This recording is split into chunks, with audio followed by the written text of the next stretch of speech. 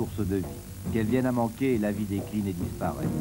Ces dernières années, la rigueur inhabituelle des conditions climatiques a assoiffé bien des régions de France et particulièrement les pays calcaires. Pourtant, sous la terre existent d'énormes réserves souterraines, comme ici près de Beaufort-sur-Gervanne, au pied du Vercors. Dans cette région de la Drôme, pour pallier une sécheresse quasi endémique, un syndicat de communes a décidé de puiser l'eau à 120 mètres sous la roche, directement dans la galerie noyée. Le problème est de savoir où creuser exactement. Seule une plongée humaine peut apporter la réponse. Francis Le Guen et l'équipe Planète Bleue, spécialistes en recherche spéléonautique, vont tenter de réaliser ce travail. Le point de départ de la plongée est un siphon d'eau limpide situé à l'émergence de Bourg. L'exploration et les repérages vont durer 3 semaines. Depuis 1961, les plongées successives ont révélé l'un des plus importants réseaux noyés d'Europe.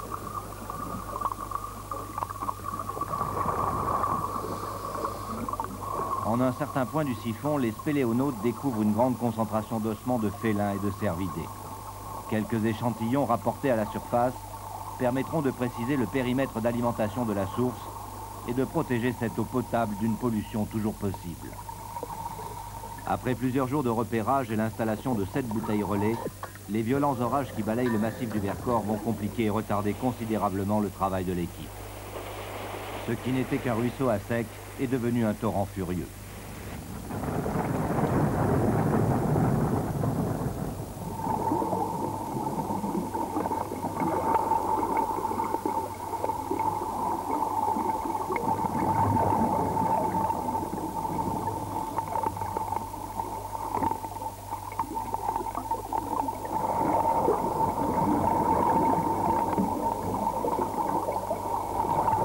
L'eau de la rivière souterraine au profil fantasque, qui descend parfois à plus de 50 mètres sous le niveau du lac d'entrée, est devenue impraticable. Malgré les puissants projecteurs, la turbidité de l'eau est telle que les plongeurs sont contraints de remonter à la surface et d'attendre des conditions meilleures.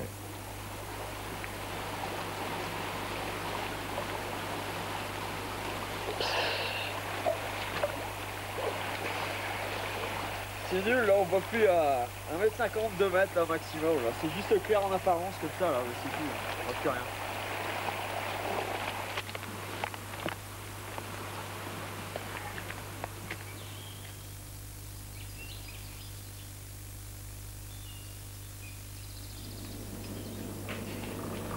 Cette fois-ci, tout est prêt pour la longue plongée.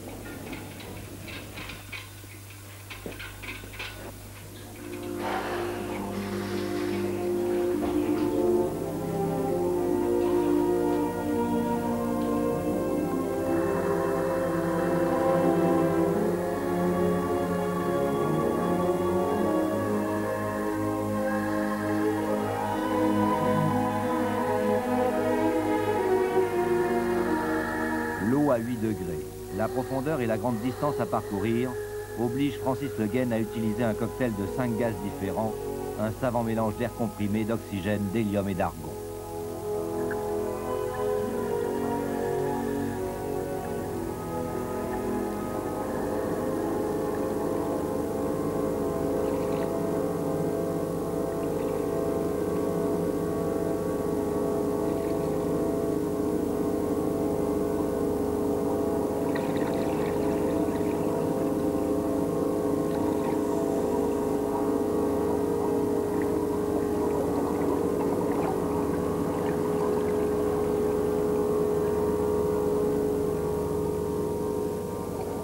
Roulant sous 250 kg de matériel, chevauchant une torpille sous-marine équipée de caméras, Le Guen s'enfonce dans les entrailles noyées de la terre à contre-courant.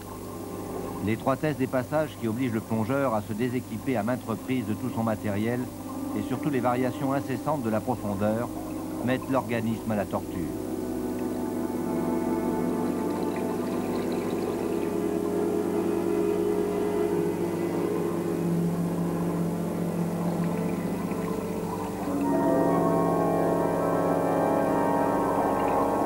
Et pour couronner le tout, le fil d'Ariane s'en mêle dans la turbine du propulseur, 1000 mètres après le départ et par 32 mètres de profondeur.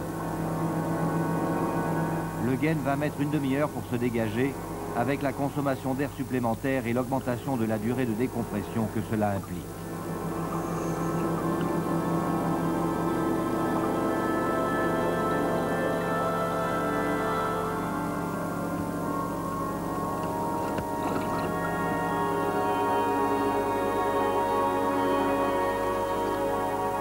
Peu après, il abandonne sa torpille devant un passage trop étroit et poursuit à la force des palmes avec toujours sur le dos le matériel de plongée, de géophysique et de prise de vue. Car le but de cette plongée périlleuse est d'installer un barreau magnétique à 1600 mètres de l'émergence de la rivière, au beau milieu de la galerie.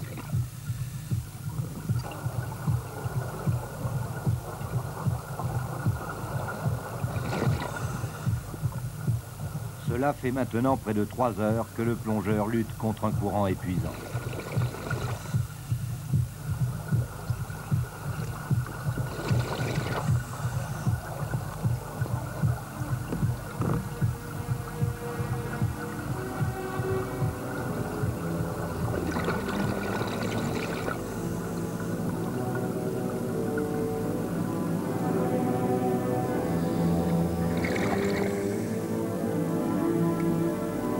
Enfin parvenu sur le site de captage, il lui faut maintenant installer le trépied et le barreau magnétique émetteur sur 3 axes différents et s'éloigner de l'ensemble d'au moins 25 mètres pour ne pas perturber les mesures.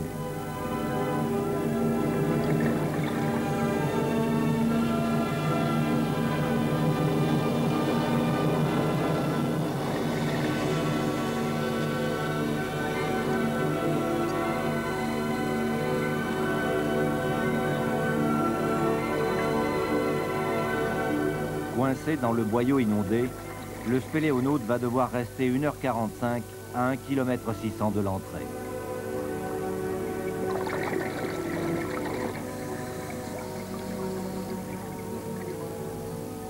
En surface, 120 mètres au-dessus de lui, le camion laboratoire repère et analyse le signal par triangulation. La mission est totalement remplie. Francis Le Guen entame son lent retour ponctué par des heures de décompression en différents points du siphon. Le plongeur gagnera l'air libre exténué et frigorifié après avoir parcouru 3200 mètres de galerie noyée et après être resté un peu plus de 8 heures en plongée souterraine. Mais grâce à ces travaux, l'eau potable jaillira un jour à Beaufort-sur-Gervanne en pleine période de sécheresse.